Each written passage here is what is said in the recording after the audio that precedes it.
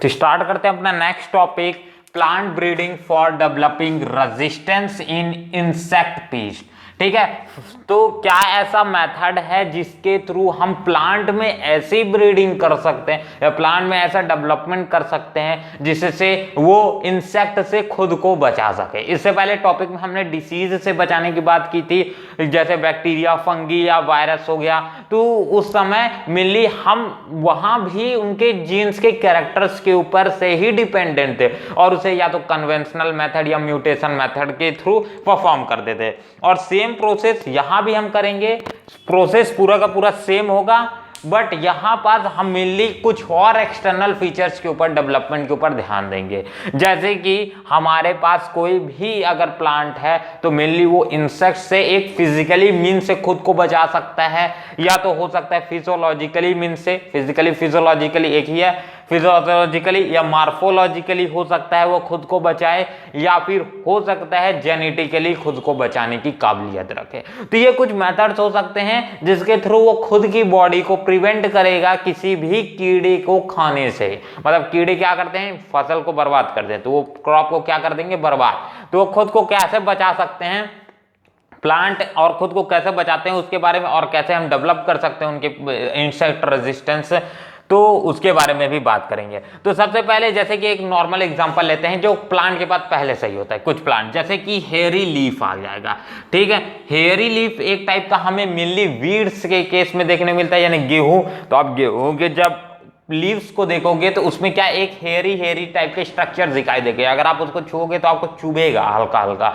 तो वो क्या होते हैं, ये हेयरी स्ट्रक्चर्स के कारण उसमें कोई इंसेक्ट फैटते नहीं है या फिर उसको काटने की कोशिश नहीं करते, क्योंकि उससे उनकी बॉडी को हार्म होता है। तो ये एक तरीके से हेयरी स्ट्रक्चर्स को अपने ऊपर डेवलप कर देने के। अब जैसे कैक्टस की बात की जाए या बहुत सारे ऐसे फ्लावर्स हैं या ऐसे टाइप्स के क्रॉप्स हैं जिसमें क्या होते हैं, कांटे निकलते हैं, ठीक है। अब कांटे निकलने के कारण क्या होता है, मेनली अगर आप उसको टच करोगे या फिर उसकी बर्बाद करने जाओगे तो आपको ही प्रॉब्लम होगी, आपको ही बर्बाद होगे, ठीक है। उसी तरह से ये इंसेक्ट को भी ऊपर भी सेम टू सेम फैक्टर्स पे इफेक्ट करेगा, जिसके कारण वो उन प्लांट्स के ऊपर भी इफेक्ट नहीं करेंगे। तो इसके जैसे कि एक एग्जांपल आ जाएगा रोज का, अगर आपके पास है प्लांट तो वहां आप उसकी फसल को आप बर्बाद नहीं कर सकते आसानी से, या कीड़े बर्बाद नहीं करेंगे, ठीक है। तो ये आ जाएगा।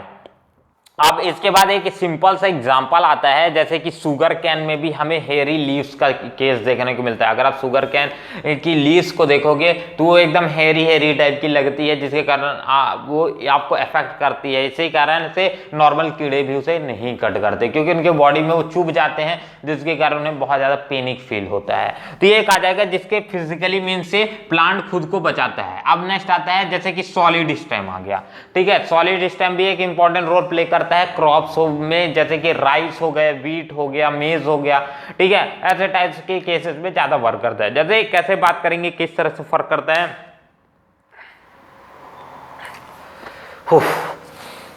हाँ, तो जैसे यहाँ पास बात करते हैं, तो जैसे हमारे पास कोई एक क्रॉप समझ लेते हैं, जैसे कि हमारे पास क्या है, व्हीट ही है। तो ये व्हीट का क्या हो जाएगा, एक प्लांट हो जाएगा नॉर्मल सा, ठीक है। अब ये आ जाएगा उसका स्टेम और ये सॉइल पे इंजेक्टेड है।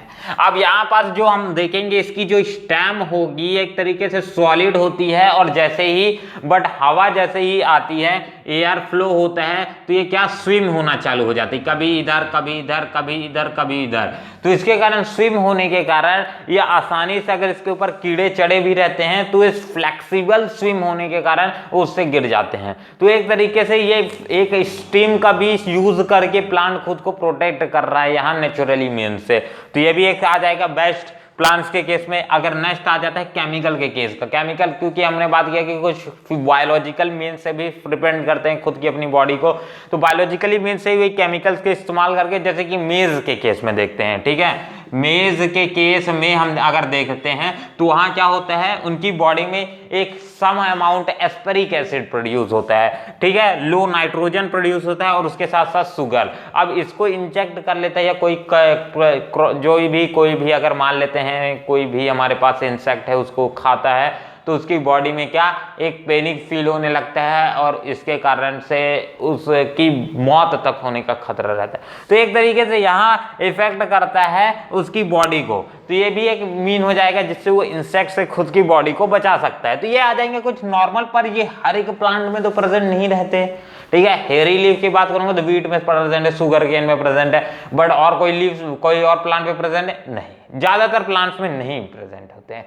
तो आप क्या करेंगे वहां, या फिर सॉलिड स्टेम की बात करेंगे तो कुछ ऐसे प्लांट्स है जैसे क्रॉप में वीट हो गया, मेज हो, राइस हो गया, इन सब में प्लांट है। बट और कोई अगर प्लांट बात की जाए जिसका हार्ड स्टेम होता है उसमें प्रेजेंट नहीं रहता है, तो वहां उसके केस के क्या करेंगे। और हर एक में तो केमिकल सेम टू सेम ऐसे प्रेजेंट नहीं रहते, तो इसके लिए हम करते क्या है, सारे के सारे ब्रीडिंग मेथड्स का इस्तेमाल करते हैं, जिससे उसके साइटोप्लाज्म या उसका जर्म प्लाज्म में उस जीन की प्रोडक्शन हो या उस जीन का क्रिएशन हो, जिसके कारण वो खुद को इन सभी में से किसी ना किसी फैक्टर को डेवलप करे। ठीक है, तो इसका हम या तो कन्वेंशनल या म्यूटेशन मेथड, जैसे हमने नॉर्मल ब्रीडिंग की मेथड बात की थी, हाइब्रिडाइजेशन जिस प्रकार से करते थे क्रॉप्स की, पूरा प्रोसेस क्या होगा, पुराना ही वाला होगा, तो प्रोसेस रिपीट करने की जरूरत नहीं है, आई थिंक सो। बट इसी में एक बेस्ट एग्जांपल आता है जो हम इंसेक्ट रेजिस्टेंस से करते हैं किसी भी प्लांट के केस में, तो उसके कुछ एग्जाम्पल्स मैं यहाँ पास लिख दिया हूँ जिसके ऊपर हमने किया है आज तक। ठीक है, ये IMP है और एग्जाम में यही चीजें आती है, तो एक फटाक से इसका पहले स्क्रीनशॉट हो जाए। क्लियर है वीडियो, चलो नेक्स्ट। तो जैसे कि हमारे पास क्या दिया है, सबसे पहले बेरेस्का दिया है। बेरेस्का क्या हो जाएगा, इसकी एक ये क्रॉप है, हमारे पास क्रॉप है, ये हो जाएगा हमारे पास इसकी वैरायटी, और ये क्या हो जाएगा, इंसेक्ट,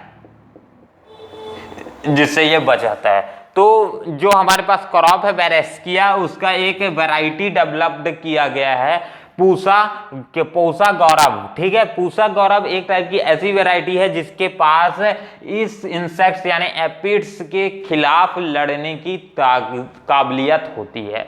ठीक है, इसके बाद नेक्स्ट आता है फ्लैट बीन क्रॉप का नाम है, और यहाँ इसकी दो वैरायटीज डेवलप की गई है, एक पूसा सिम 2 और एक पूसा सिम 3। तो ये दोनों वैरायटीज मिलली एक तरीके से ही फंक्शन करती हैं दोनों, एक तो ये जैसिड से लड़ सकती हैं इंसेक्ट से, दूसरा एपिड से जो ऊपर तरह से ही जैसे उनके फैक्टर से सेंड हो रहा है या फिर दिखाई दे रहा है अपने को, और नेक्स्ट आता है फूड वॉवर से भी ये लड़ सकते हैं, यानी छोटे छोटे कीड़े फल में नहीं लग जाते उनसे भी बचा सकता है, तो ये आ जाएगा। इसके बाद नेक्स्ट है जो हमारे पास ओकरा जैसे भिंडी के लिए इस्तेमाल किया जाता है वर्ड, तो ये भिंडी के केस में हमने इसकी दो वैरायटीज डेवलप की है, एक पूसा स्वामिनी और एक होता है पूसा A4। तो पूसा स्वामिनी और पूसा A4 ही दोनों ही हाईली इंसेक्ट रेजिस्टेंस होती है मिली सूट और फूड ब्रोवर से। तो ये आ जाएंगे कुछ डेवलप्ड वैरायटीज जो हमने डेवलप्ड की हैं इंसेक्ट रेजिस्टेंस के लिए या फिर इंसेक्ट से बचाने के लिए एक क्रॉप को। तो फलाक से इसका स्क्रीनशॉट हो जाए और इसी के साथ फिर आगे बढ़ते हैं। क्लियर है? तो फिलहाल इस वीडियो के लिए इतना ही, और मिलते हैं अगले वीडियो में जहां हम स्टार्ट करेंगे इसी से रिलेटेड अपना नेक्स्ट टॉपिक। तब तक के लिए अपना ध्यान रखिए। जय हिंद और जय भारत।